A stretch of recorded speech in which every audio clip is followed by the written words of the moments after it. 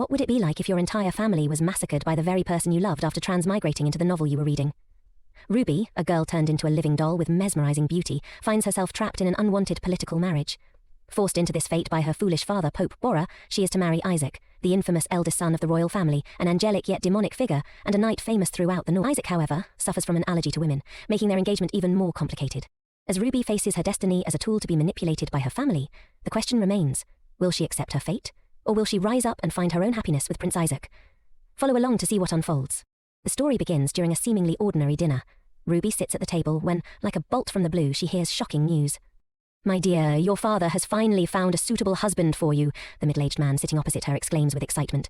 "This is Pope Bora, Ruby's foolish, non-blood father, despised by the world." Ruby's nerves leave her speechless as she stares at him. Meanwhile, Enzo, the second son of the Pope, reacts strongly. "Not again," he mutters in frustration. "It hasn't even been 3 months since she broke off the engagement." Although the Pope tries to remind his son to stay calm, Enzo adds irritably, "No matter how much you want an ally, father, you should still consider her feelings." The Pope is taken aback by his son's reaction, his eyes widening in surprise. "I can't get used to you suddenly playing the role of a brother, so can you defeat those barbarians instead of Britannia's relief army?" Enzo immediately made a bold declaration. "Is there anything I can't do? Those barbarians just need the best knight of the south." The Pope, unable to tolerate any longer, sternly replied, "Stop talking nonsense." In contrast to the tense atmosphere, Ruby had already come to terms with the situation in her heart. "Whatever will be," she thought, cheerfully interrupting the argument. "So, what kind of person is he, father?" The Pope immediately answered with pride. "He's a famous figure in Britannia, the king's beloved nephew, known as the most feared knight of the north. Very handsome. You'll like him very much." Upon hearing this, Ruby protested more vehemently. "No way, father. How bad is that guy's reputation?" Ruby could never have imagined the truth, that the handsome knight would one day wipe out her entire family. Lost in thought, she suddenly heard a gentle call from behind. Her heart skipped a beat as she felt a familiar presence. "Why do I get goosebumps like this?" she wondered. Without even needing to look, she knew the man who had just acted intimately with her was Heir, the Pope's eldest son.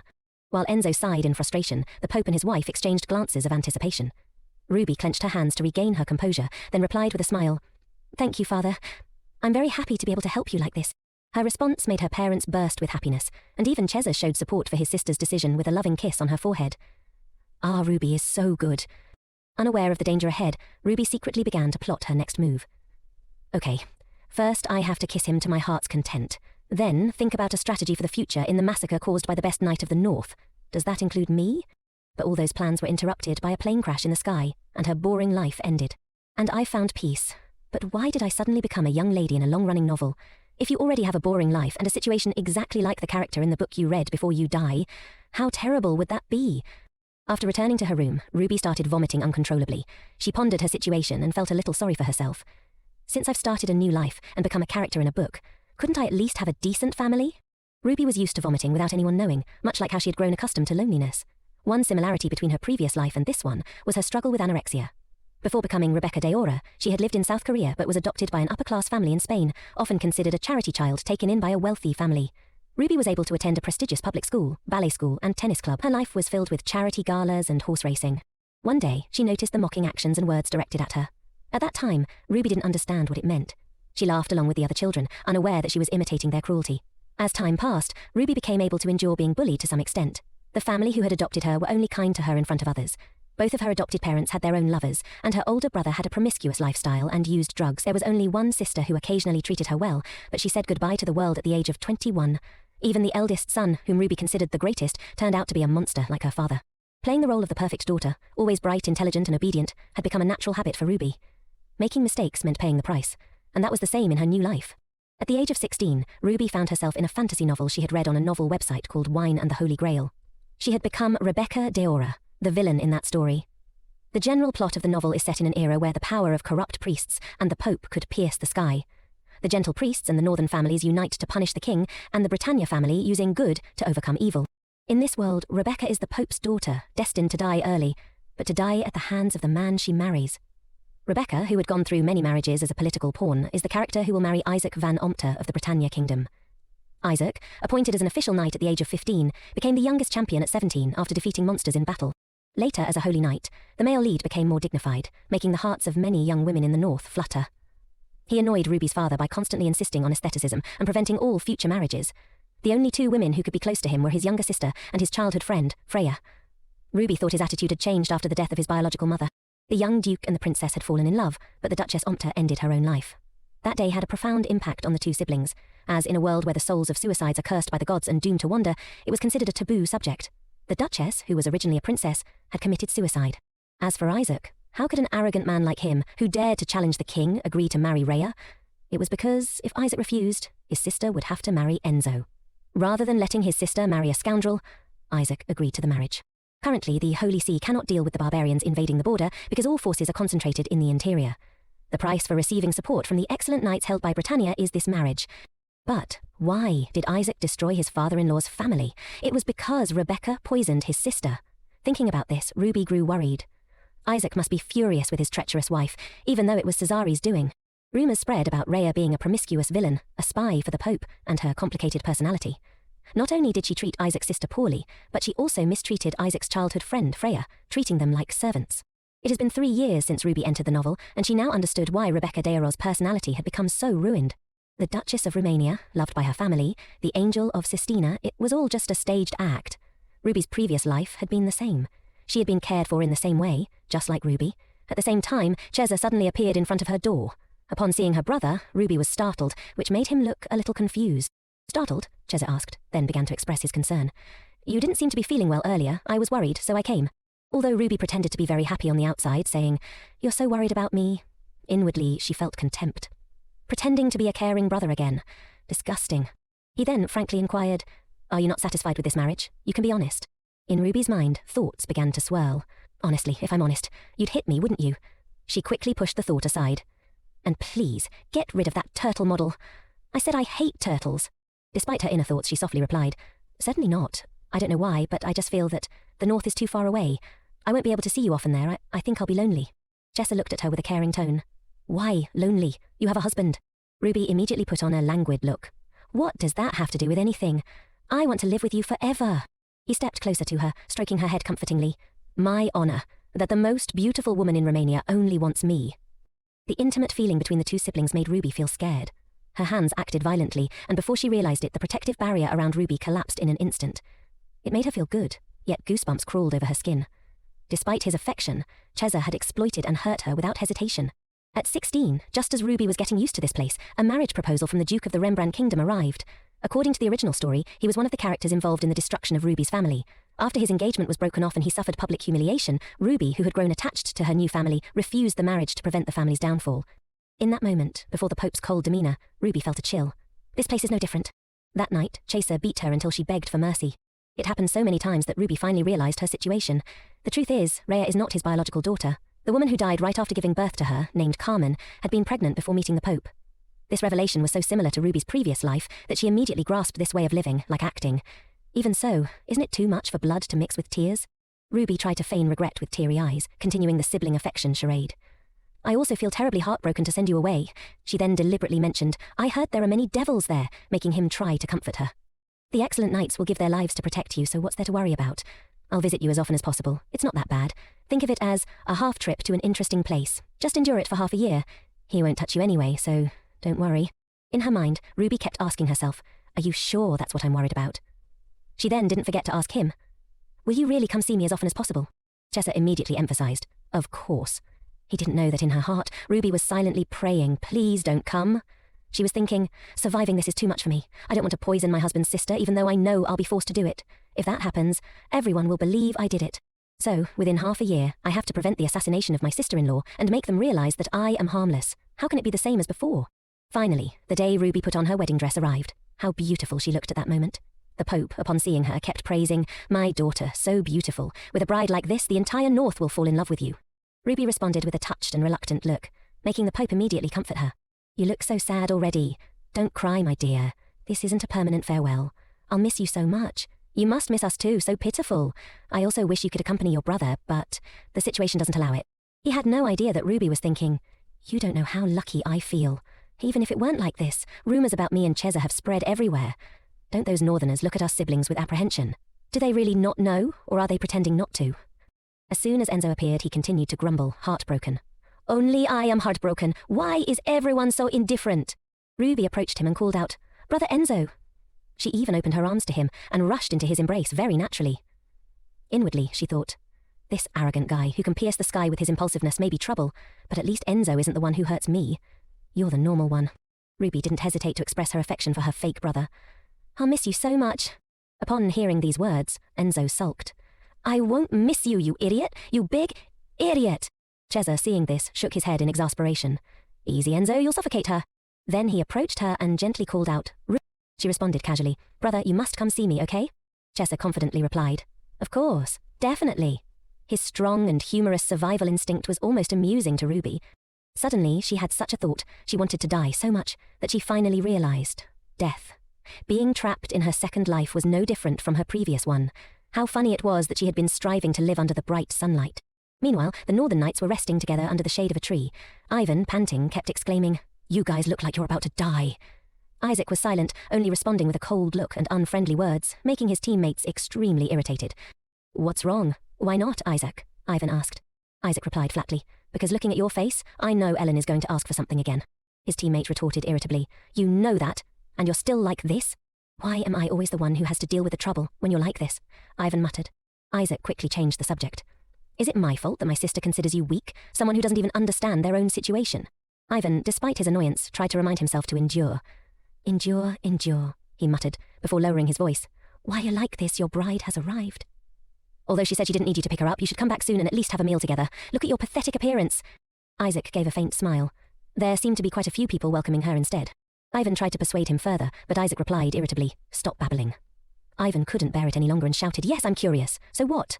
I'm curious about what the famous Pope's daughter looks like in person. Is that a crime? If you're so annoyed, why don't you go and welcome her yourself? Isaac snapped. Who are you to judge me? Their argument was interrupted by another knight standing between them, shaking his head in exasperation. Here we go again, 2 peas in a pod. After a period of Cold War, Ian took the initiative to back down. Sorry, I was being harsh again, not asking anymore. Isaac simply replied, Ask what? Then Ivan started rambling again. Does she look like her portrait? What's her personality like? Things like that. Aren't you curious?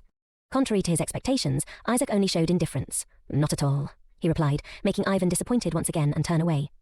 Well, she's your wife, so it's better for you to judge for yourself.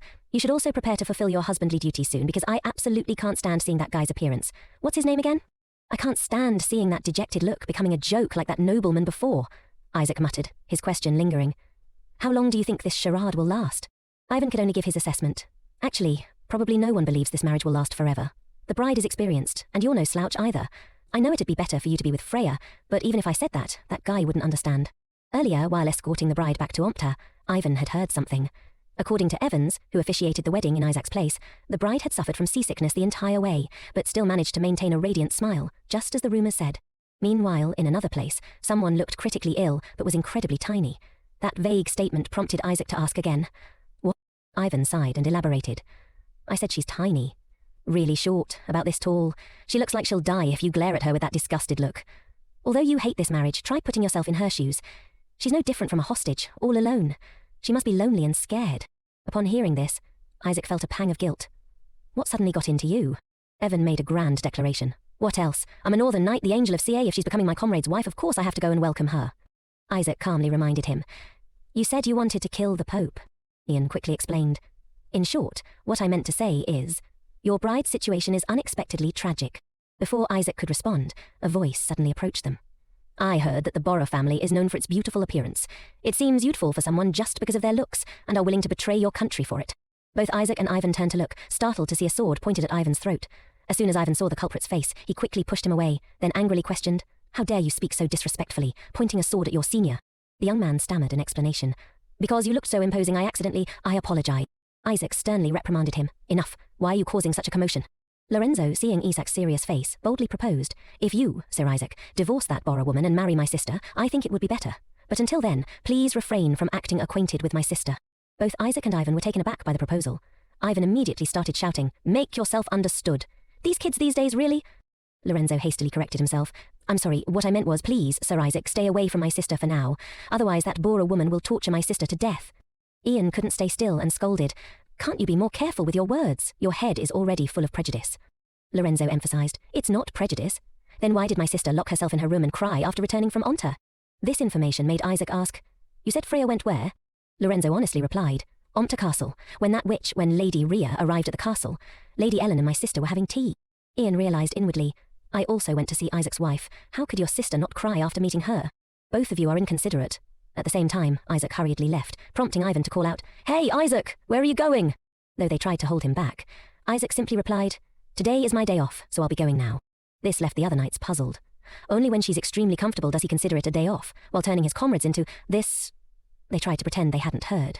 Ivan, on the other hand, felt relieved as he watched Isaac's retreating figure. At that moment, in the palace, a voice inquired, "I heard you were very seasick." Ruby cheerfully replied, "Because it's my first time travelling such a long distance, although it's a bit embarrassing to say I've never left the south before." The woman sitting with her smiled gently and said, "There's nothing to be ashamed of. I've never left Randall either." Her demeanour made Ruby stare. How can someone look like that? Whoever lets God's creation die like this is a criminal. She was Ellen O'Meara, Isaac's younger sister. Despite meeting for the first time, Isaac's younger sister was very considerate. "Does the food suit your taste?" she asked. "Because your stomach might not be feeling well, I only brought out light snacks." Ruby politely replied, "No, not at all. They're all delicious. I'm a little nervous, but thank you for the food." Although inwardly, Ruby wasn't feeling very benevolent, she tried to remain composed. "Light snacks or heavy meals, it's all the same." Ellen then explained, "Whenever summer comes, spider monsters appear. My brother might be late coming back. Please understand. My father has some business in the territory and won't be back until the end of the month. I'm very ashamed that I haven't been able to welcome you properly." In contrast, Ruby smiled brightly. "I'm really fine. Don't worry about me," Ellen added. "Since my mother passed away, I've been in charge of managing the mansion, but now I will change things according to Madame's preferences. If you find anything you don't like, or anything that's inconvenient, please let me know." A thought popped into Ruby's head. "Madam?" Such a stiff way of addressing me. She then expressed her gratitude. "Thank you for your concern, but for now, I just want to keep things as they are.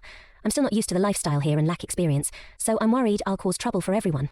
Ellen was stunned for a moment, then lowered her voice, reminding her, "You don't need to worry. No one would dare think of Madam that way." Her words made Ruby feel awkward. "That's really formal." "That wasn't what I meant," Ruby quickly added. Then she decided to speak up.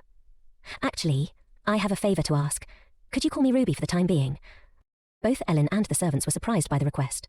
Ruby explained further, "Here there are only strangers to me.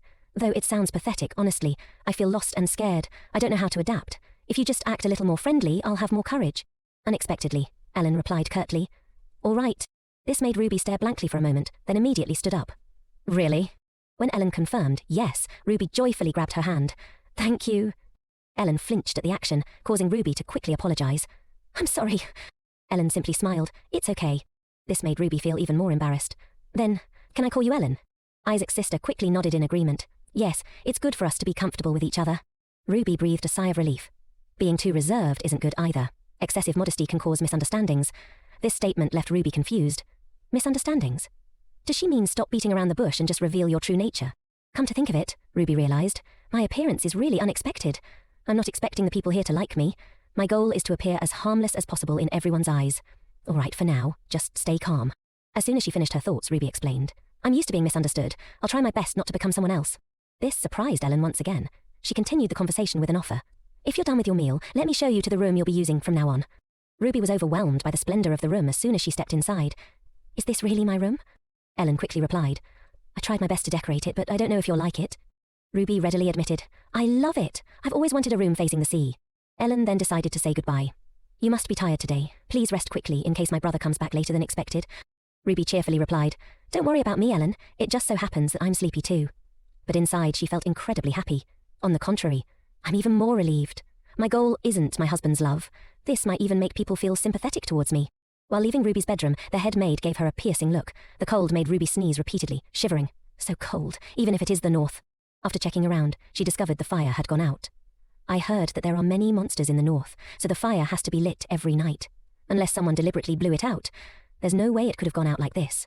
Is there any kindling left? She immediately remembered the sharp gaze of the head maid from earlier. Could it have been her? Just then, a rustling sound startled her. As Ruby glanced towards the source of the sound, she discovered a monster standing behind the door. Ruby froze, staring at the monster before her. She collapsed onto the floor, facing the enormous creature. "I can't move." Only able to tremble, Ruby managed to say, "Stay away from me." The monster growled at the sight of its weak target. Ruby thought, "I have to run away, but my body won't move." The monster peered at her curiously, seeing that Ruby didn't react aggressively like other humans it had encountered. It simply continued to growl. "I told you to stay away from me," Ruby shouted again, but her voice trembled with fear. At that moment, a servant opened the door and called, "Madam, you must wake up." But upon seeing the monster, the servant screamed in terror. Ellen appeared immediately. With too many voices calling out, Ruby closed her eyes, unsure of what else to do. A sword flashed, and a powerful beam of energy shot from it, piercing the monster amidst its loud shriek. Ruby covered her face with her hands as the monster fell heavily beside her with a piercing screech. Only then did she dare to open her eyes.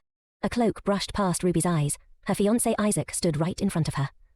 Isek glanced at her with his red eyes, his expression cold and indifferent, making Ruby's heart pound. His voice was stern. "What is the reason for this?" Ruby looked at him, confused. Isek continued, "I asked why you put out the torch." The absurd accusation made Ruby furious. "Huh? What does he think? I put it out?" Ruby stammered. "I didn't." Isek seemed unconvinced. "I thought you attracted enough attention without needing to do such a thing. Or is it—" His voice grew colder. "Is this one of the excuses you plan to use to break off the engagement later?" Ruby's heart sank. She had anticipated that he would hate her, but she hadn't expected it to be this bad. At this rate, will I be all right? Isek's expression was one of someone who'd been cheated out of 100 million, making Ruby shiver. Ellen spoke up in defense of Ruby.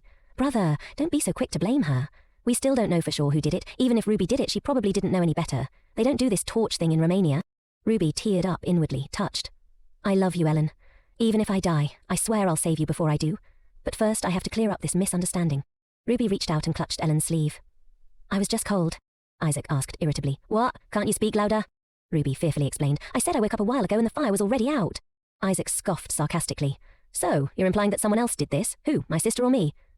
His tone was so harsh that even Ellen had to intervene. "Brother, stop it," Ellen said firmly. Ruby weakly grabbed Ellen's sleeve. "I'm sorry, I didn't mean it that way." Under the gazes of the Isek siblings, Ruby softly apologized. "I think I might have put it out when I first fell asleep because I felt hot. I'm sorry for causing such a commotion. I was being thoughtless." Ruby sniffled and hid behind Ellen. "I won't do it again." Ellen sympathetically comforted her as she cried. Isek sighed, unable to press the matter further. "I have something to ask you," Isek said, breaking the silence. Ruby glanced at him with tear-glued eyes. "Yes?" Isek wanted to speak but couldn't find the words. Finally, he gave up and turned away. "Forget it. It's nothing." With that, he strode away. Ruby was left curious. What was that? What did he want to ask me? If he's going to say something, he should just spit it out. A few hours later, at dawn, birds chirped outside the window. Ruby and Ellen were having breakfast, but Ruby was incredibly listless. She sighed inwardly, feeling exhausted. "I can't swallow anything. Whatever I eat will just come back up. After what happened earlier, I feel nauseous and uncomfortable." Ruby silently pleaded, "Please, someone tell me it was all just a dream." While Ruby struggled with her breakfast, Ellen ate as if nothing had happened. After a while, Ellen glanced at Ruby and broke the silence. "Something like that won't happen again?" Ruby was startled but relieved. Ellen continued, "I mean about you waking up cold." Ruby smiled sheepishly and replied, "Oh, thank you for your concern." Ellen added, "Also, you'll need to attend the banquet at the palace in 4 days. If you need anything until then, please let me know." Thanks to Ellen's reminder, Ruby remembered the banquet. Oh, right. The banquet. It wasn't just any banquet. It was an anniversary celebration for the king and queen's wedding, and it played a crucial role in her marriage. "Ooh, I almost forgot," Ruby said. "Actually, I need some help. Could you recommend a tailor?" Ellen, looking slightly confused, asked, "A tailor?" Ruby explained. "The clothes I brought are all popular styles from the south. They look too flashy for here. I've also heard that people wear lighter clothing during the summer in the north." Ellen nodded. "You're right. I should have prepared them for you. How embarrassing." "I'll call the tailor who usually makes my clothes." Ruby smiled gratefully at Ellen, thinking to herself, "That's only natural. Everyone is betting on when I'll be cast aside. Even the servants around here are blatantly whispering and gossiping. Anyway, on that day, what I need to do is act innocent and naive. I have to be very careful to make a good impression on everyone." As Ruby thought about it, she felt discouraged.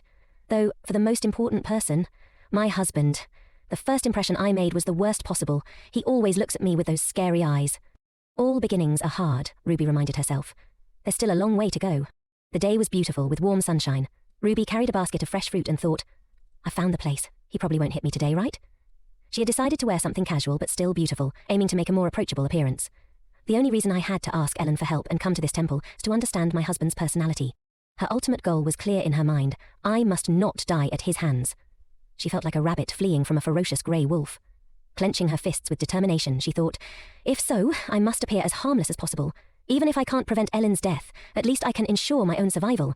Speaking of Ellen being poisoned, Ruby's thoughts turned dark. It's because she's the fiancée of the Prince of Dorias. The relationship between the Pope and the Prince of Dorias is tense. The origin of the assassination attempt on the family is an open secret, so everyone will definitely suspect us. In that situation, it would be absurd for us to risk poisoning her. Even for a powerful family, it would be a foolish move, Ruby pondered as she walked. Still, even if I mentioned Ellen being poisoned beforehand, who would believe someone like me, some random Bora lady?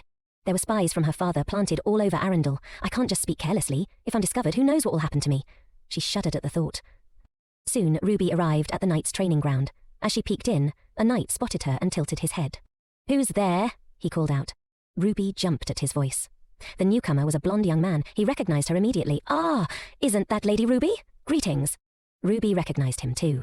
"He, one of the escorts from Elmoport yesterday." She nodded politely in response. "Oh, it's you. I apologize for my rudeness," Ruby said. Ivan waved his hand dismissively. "Of course you wouldn't know, but what brings you here?" Ruby blushed, hesitating.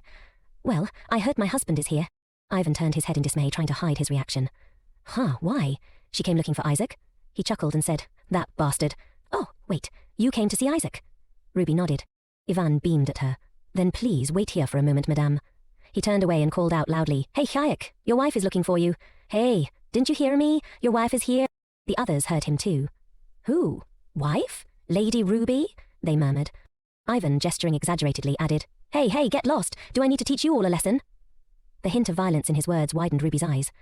So he's someone whose words and face don't match, she thought. A moment later, Isaac appeared behind Ruby. "What are you doing here?" She turned around in surprise. Today, Isaac was only wearing simple training clothes. Ruby clutched the fruit basket awkwardly and stammered, "Well..." What made her so embarrassed was that the men in the courtyard were hiding and eavesdropping. Why are they all hiding back there making such a fuss, she thought, trying to muster her courage. "This morning I was worried I had upset you, so I..." Isaac snorted in annoyance, waving his hand dismissively. "I'm fine. You see that I'm fine, so go back." Seeing him about to leave, Ruby quickly grabbed his sleeve. "Wait," she blurted out. But in her haste, she didn't control her strength, knocking over the fruit basket in her hand. The contents spilled onto the ground between them. Ruby froze, inwardly screaming, "No! My snacks! Ellen said they were precious!" She hurriedly sat down and began picking up the scattered fruit. "No, according to the 3C rule, it's still edible." Isaac's voice rang out. "What are you doing?" Ruby froze again, suppressing her rising frustration. "Shouldn't I be the one asking that?" "Don't you have eyes?" Ruby thought bitterly, but outwardly she obediently said, "I'm sorry, I was going to bring these to you." Isaac crossed his arms and looked at her coldly. "Who asked about that?" "I asked why you're picking up things that have fallen on the ground." Ruby almost threw the fruit at him. "Then pick it up for me, fine," she thought, but instead, tears welled up in her eyes. She sobbed and wiped them away, saying, "I'm sorry for bothering you. I came here to clear up the misunderstanding." Inwardly, Ruby praised herself. "I could aim for the Best Actress Oscar, couldn't I?" Isaac chuckled. "What misunderstanding?" She answered honestly. "The misunderstanding that I'm already looking for an excuse to break off the engagement. Of course you'd think that. It's also obvious that you hate me. But..." Isaac interrupted with a smile. "Who said that? Who said I hate you?" Ruby looked at him in surprise. "I mean, it seems like you hate me." Isaac immediately denied it. "No, I don't hate you." Her expression changed, her eyes filled with anticipation. "Really?" Ruby realized her tears might have backfired, so she quickly shifted her strategy. Her eyes sparkled with joy. "Really?" In her gaze, Isaac's image seemed to glitter, full of hope. This time, Isaac didn't answer, and the air grew thick with tension. Ruby worried inwardly. Did I overdo it with the tears? Isaac rubbed his head in frustration. "Damn it, what am I doing?" Seeing his conflicted expression, Ruby cheered inwardly. So that's how it is. But on the surface, she continued to feign sadness and softly apologized. "I was determined to risk it all, and to get this reaction is such a relief." Unexpectedly, Isaac sat down and began helping her pick up the fruit. He handed them to her, saying, "I don't need this. Don't do such pointless things again." Ruby stared at him, startled, but Isaac continued. "I'll say this beforehand so you don't misunderstand. Even if this charade ends today, I don't care. But I can't stand watching someone act so foolishly, so stop trying to play games with me."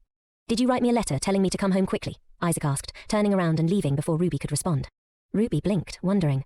So my husband didn't even notice this pitiful act. What's going on?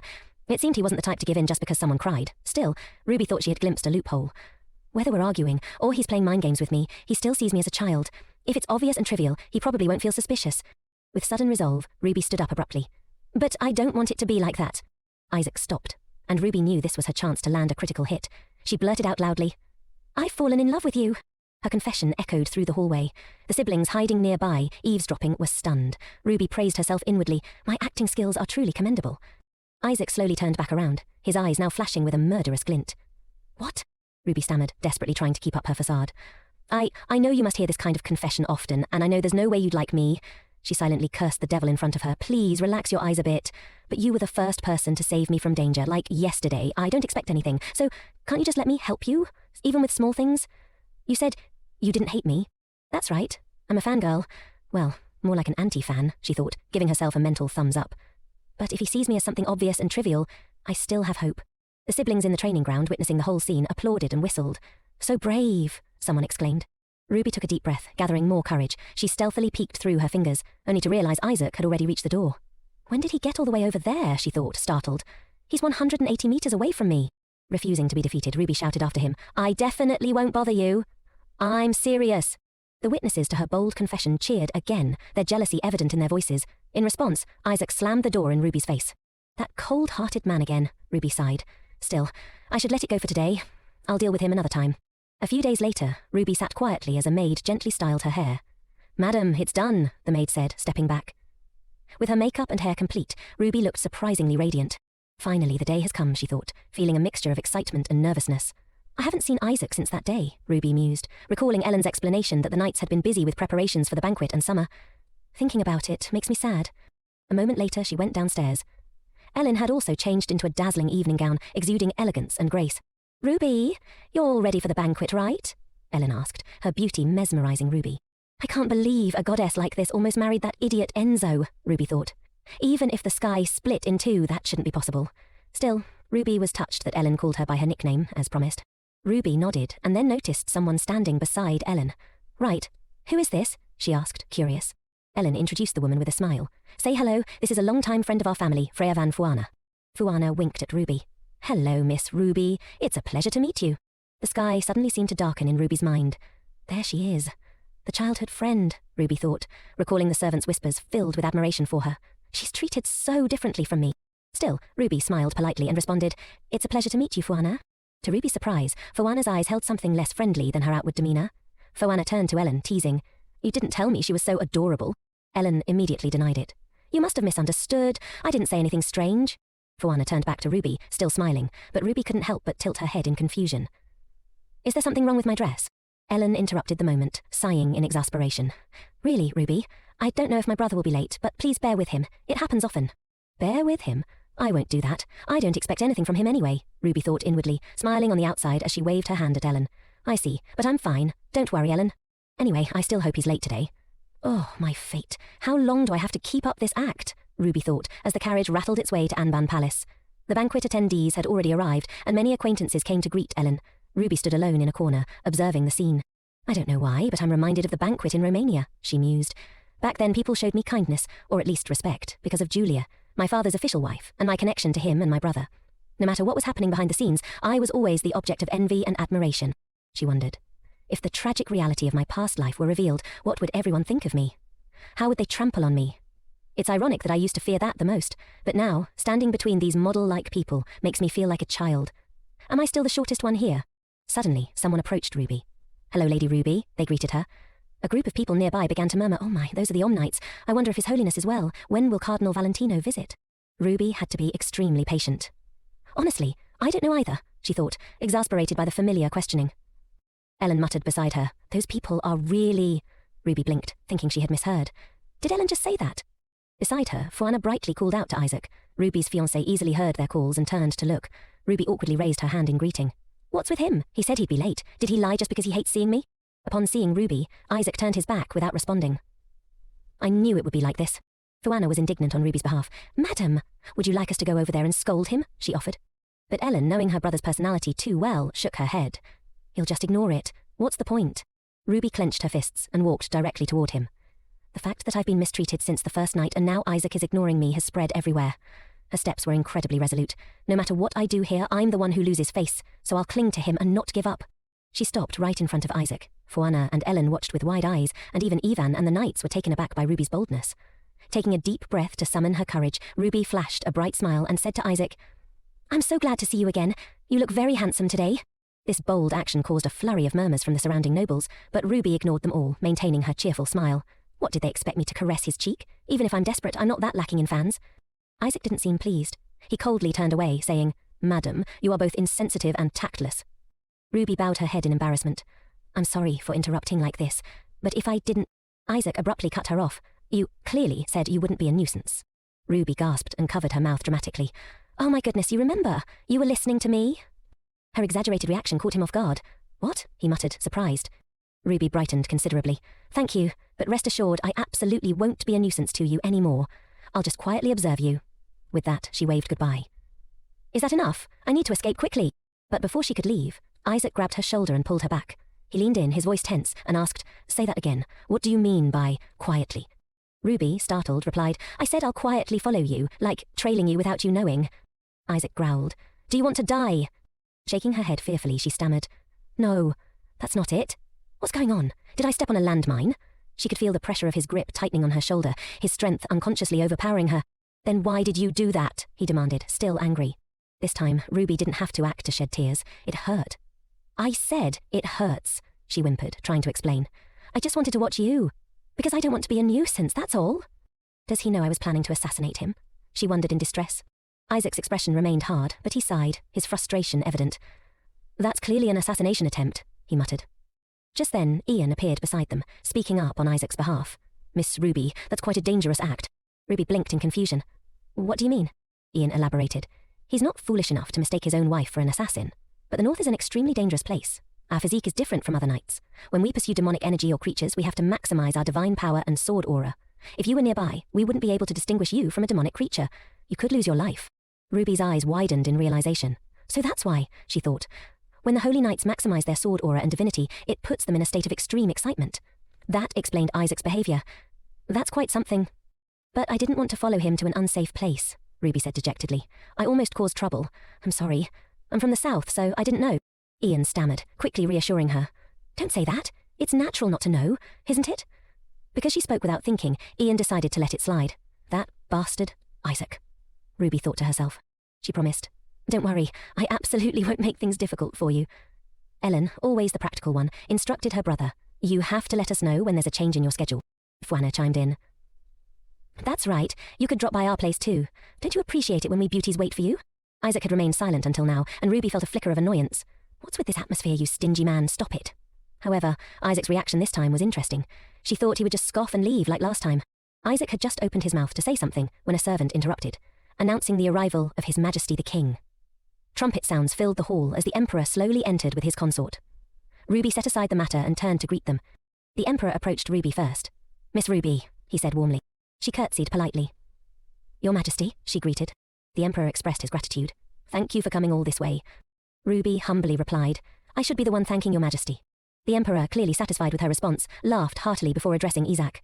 "This brat rarely attends my banquets. Indeed, he's more well-behaved after getting married, isn't that right, Sir Isaac?" Isaac fearlessly retorted, "Doesn't the apple fall far from the tree?" The Emperor's smile vanished. "You just had to say it out loud, didn't you?" Isaac quipped back, "Whose fault is it for harbouring secrets? Just accept your fate."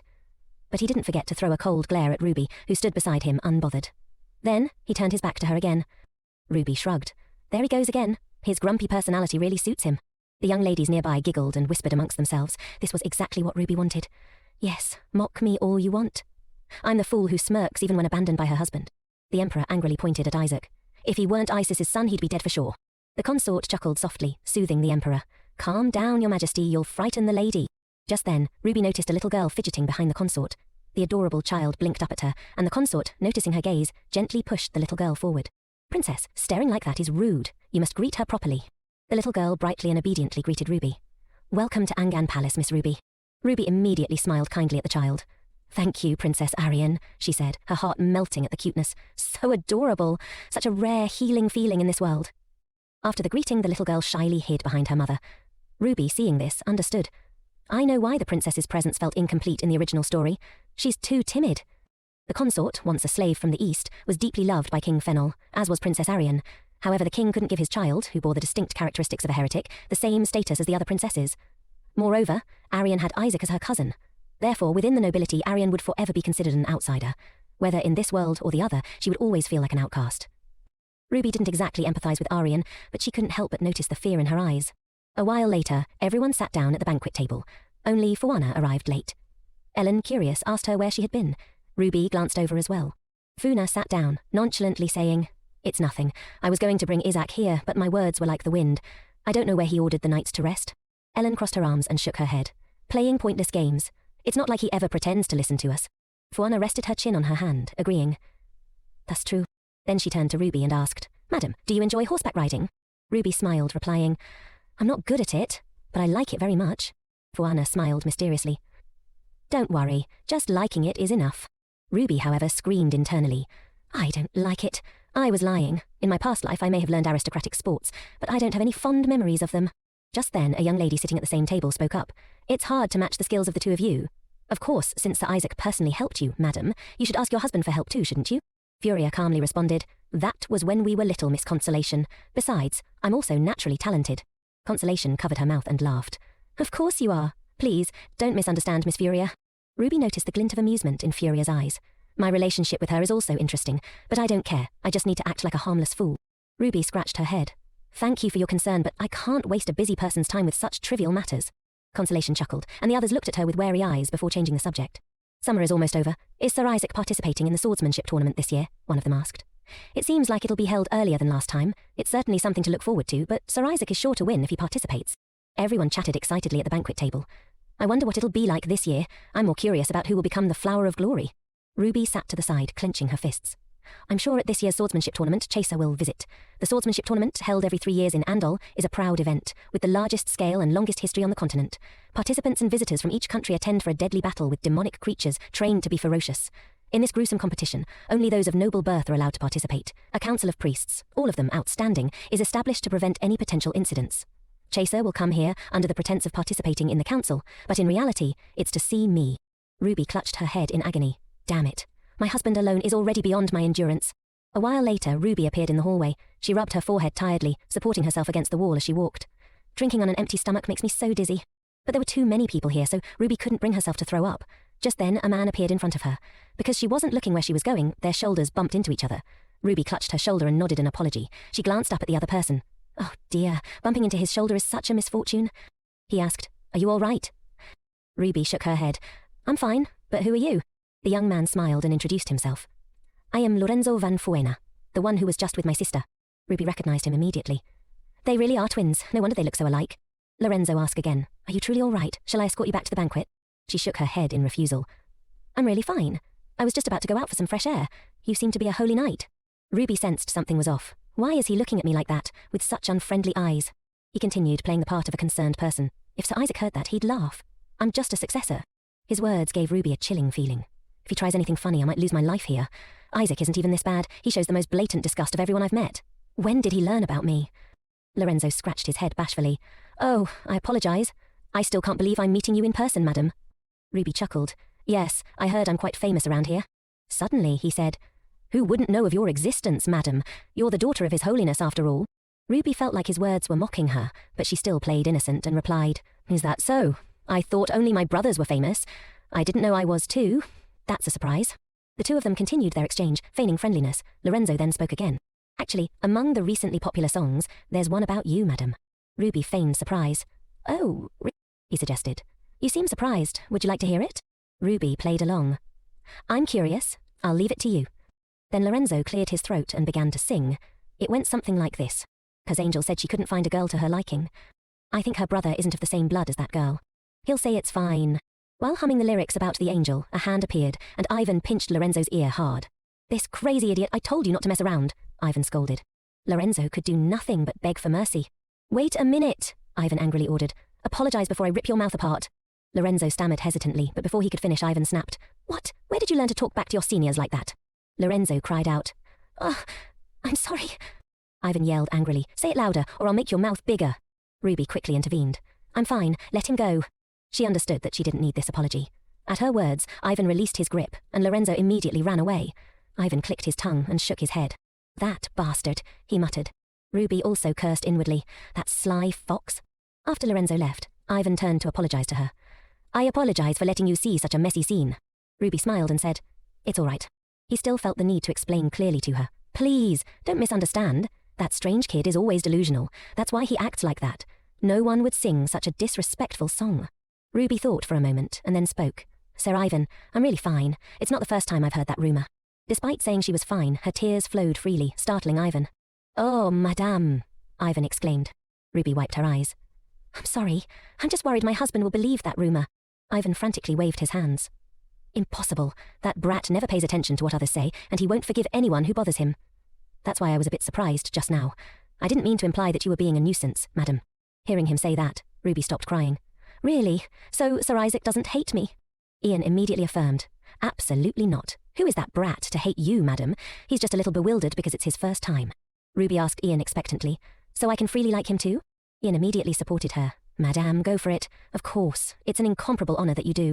After saying that, Ian suddenly came to his senses. He hesitated and then asked, So, shall I escort you back to the banquet? But Ruby declined. It's okay, I was planning to go out for some fresh air. Ivan didn't try to persuade her further. I understand. If that brat shows up again, you must tell me. Ruby smiled and replied, Thank you, Sir Ivan. She wondered, could it be that he's worried about me? It's good that he's still ill. Then Ivan and Ruby bid each other farewell and parted ways. Ivan's words weren't very convincing. If what he said about Isaac is true, then I still have a little hope, Ruby told herself. At this rate, I might have a chance to win. Ruby walked slowly, deep in thought. Still, what was Fuana's brother delusional about? He couldn't be that hostile just because of rumours about her. Could it be related to Freya? Ruby reached the flower garden and suddenly saw Princess Aren rustling behind a statue. She leaned over and called the princess's name. Startled, the princess turned to look at her and said in a trembling voice, Please, don't tell my mother. Seeing this, Ruby guessed she must have sneaked out.